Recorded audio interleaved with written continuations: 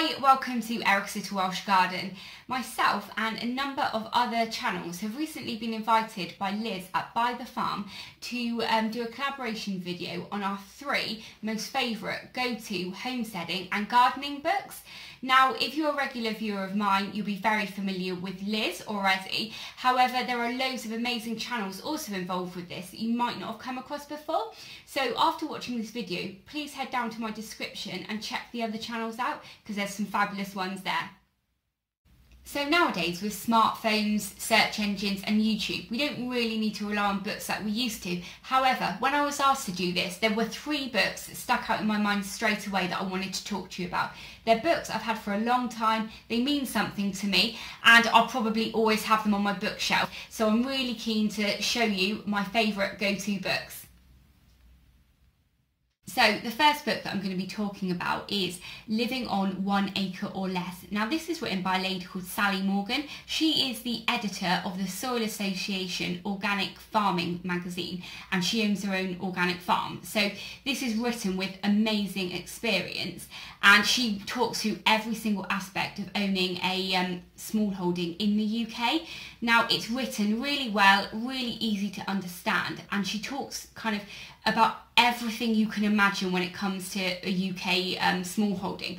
So she talks about how you should plan the land, if you want to keep livestock, what space they need, what kind of care they need, and talking through every single kind of aspect of what food to grow, how to grow it, and the legislation. Now this was written in 2016, so it's fairly recent. You can still get hold of it.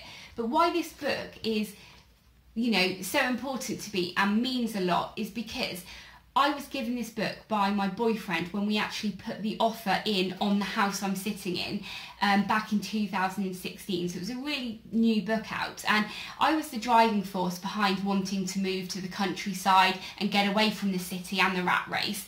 But he wasn't kind of, on the same page as me.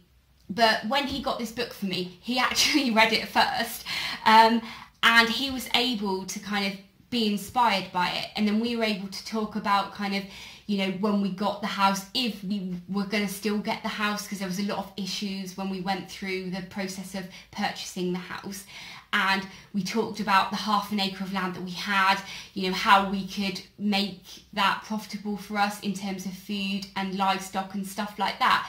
And kind of 2 years later from that, I'm actually sat in the kitchen with homegrown fuel for our fire, and we've got chickens in the garden, and it's just an amazing book really. So whether you've got a really big garden, or whether you're still living that rat race and you're dreaming of having a small holding one day, or whether you've just embarked on the small holding journey, or you just got a really big allotment or something like that, this is a fabulous book to have. It's so informative, it's just discussing sustainability. Everything is about how you can be as eco-friendly as possible, and I really would suggest reading this book if you can, even if you just really love thinking about a small holding or dreaming about it. It's a fabulous book to read, and there's a lot that you can take out of it. So this is my first and #1 book that I would suggest having a look at. But I've picked this up so many times,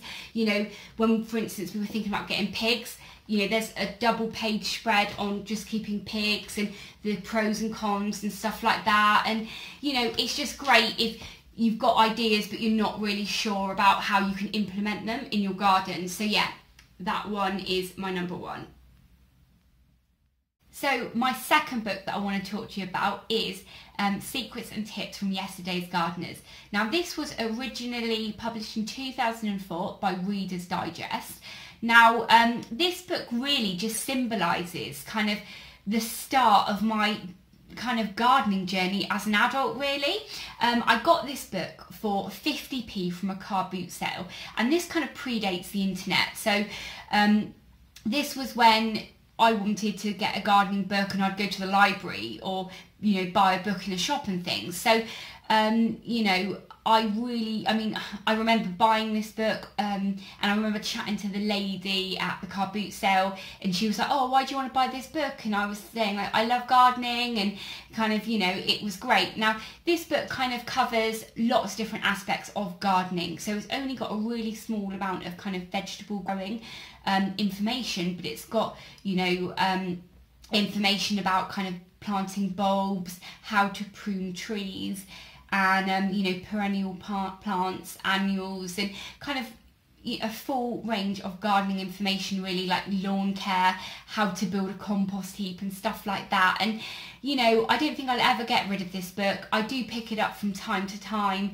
but really kind of, I've probably had this now, you know, 13 or 14 years, and I think it's just the start of me as a gardener, really. It's got lovely kind of glossy pages with lovely pictures and stuff, and it's just really inspiring, really. So, you know, there's no mega reason why I would say, you know, this book's amazing, apart from it just means a lot to me, really. And there's a lot of good information in here. You can probably still pick up secondhand copies on Amazon and stuff, and I would suggest, you know, if you want a book that's an all-rounder in terms of information, then it's great to get. And if I can see one secondhand on Amazon, I'll put a link to it. But really, this just means a lot to me. You know, many a time it's kind of been pulled out of the bookshelf and left on the, you know, the bedside table for months on end. And, you know, it's just a really good book, just because, I don't know, it was the start of my gardening, really. Okay, so the third book that I'm going to be talking to you about tonight is The Fruit Expert. Now, this is part of a series of about 10 or 15 books, I believe. So you can see just on the cover here, they do lots of different books about, you know, all types of gardening. I do have the vegetable version of this book somewhere, but I've been looking for it for about 2 months now and I cannot find it anywhere. What I really like about this book is it talks about pretty much every single fruit that you can grow in the UK. But where it talks about apples, for instance, it will give you about 25 different varieties and their attributes. And, you know, with, for instance, I was looking earlier and there's strawberries, and it talks about all the different strawberries. It talks about buds and things like that, which is on this page. It talks about the diseases that each fruit can have, what kind of nutrients the fruit need. It will talk to you about, you know, how to prune the trees correctly and the different root stocks of trees. You know, here, for instance, it's talking to you about apples and the varieties of apples that you can get. And I was looking earlier, actually, and it's got a bit about strawberries, and it's like 3 pages on strawberries, and all of the different attributes of the types of fruit there. So this is a really good go-to book if you're interested in growing fruits, because straight away, you know, when you're looking things up online, sometimes you kind of are looking for one particular thing and you need to search for that one particular thing, but there's nowhere that just lists things for you with information. So for instance, if you are thinking of growing some fruit trees, you know, or something like that, get this book, and on one page you'll be able to kind of look at all of the different varieties of that fruit, and, you know, which is sweeter, which will be a good cooking apple and stuff like that. But it will all be on one page. You don't need to search or trawl the internet for the answers you're looking for. And I think actually that's a really good thing about this book. And, you know, we all do rely on the internet these days, don't we, for information, but sometimes it is nice just to have it in your hand. Now, the vegetable version of this is fabulous because it lists on one page one variety of vegetables, or actually just, you know, one type of vegetable, and then it will list when you need to plant the vegetable, when you harvest it, if you need to plant it indoors or you can sow it directly. It will also tell you about, you know, the sizes of the harvest, but it will also show you a picture of the seed and what it looks like, and what it looks like when it comes through the ground and germinates, because sometimes, you know what it's like, you're not sure if that's a weed or the actual plant that you're growing. So, you know, I would suggest also that vegetable book is very good. It lists all of the different diseases, and it also lists, you know, what nutrients and things that plant needs. So, you know, if you are just looking for a book that is able to you know, give you all of that information, I would suggest it. I've had this probably about 10 years now, and quite often I have, you know, looked through it for advice and stuff. But now, where I've got the ½ acre of land, I do have some fruit trees there.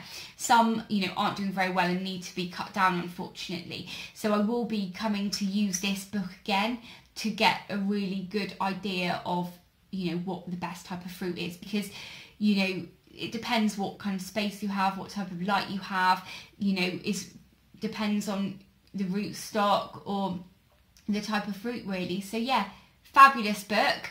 But that's it now. That kind of comes to the end of the 3 go-to, you know, homesteading books. So I hope you've enjoyed listening to me rambling on about these books. I hope I haven't been chatting for too long.